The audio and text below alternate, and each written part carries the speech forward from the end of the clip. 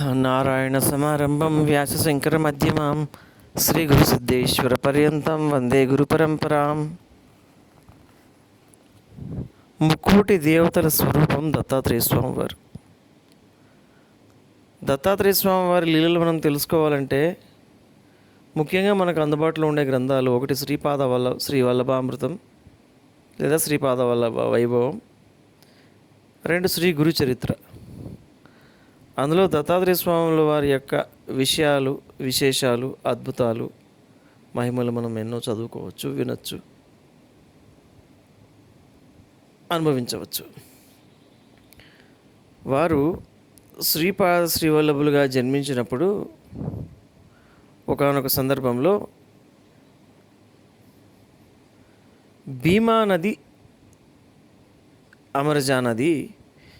అమరజా అంతర్వాహినిగా భీమా నది గాన్గాపూర్ నుంచి ఇటు మక్తల్ మండలమైనటువంటి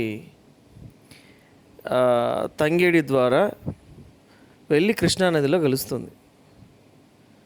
సో భీమా నదిలో అంతర్వాహిని అమరజ.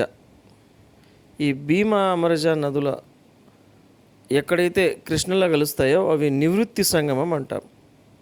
నివృత్తి సంగమానికి ఒక్కసారి దత్తాత్రేయ స్వామి వారు ఏం చేసినప్పుడు సూక్ష్మ రూపాల్లో తపస్సులో ఉన్నటువంటి ఋషులందరూ మేల్కొని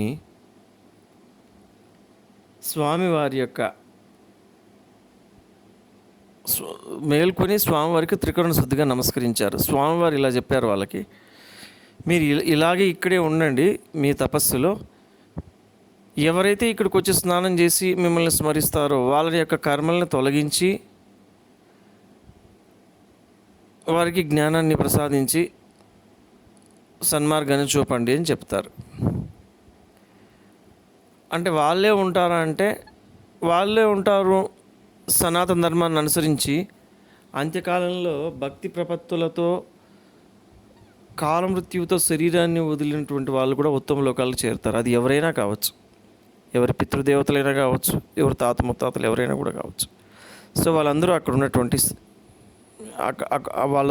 ఉండే స్థలం. మనం అక్కడికి వెళ్ళి వాళ్ళ ఆశీర్వచనాలు తీసుకుంటే మనకి ఎంతో మంచిది. మన వంశం ఉద్ధరించబడాలని, మనలోని లోటుపాట్లు సరిదిద్దాలని వాళ్ళని వెళ్ళి వేడుకోండి. పితృదేవతలు శీఘ్రంగా పలుకుతారని భగవద్గీత చెబుతుంది. అలాగే సప్తర్షులు కూడా అంతే. సప్తర్షులు గురువులు, దైవాలు అన్నీ వాళ్ళు. హరి ఓం.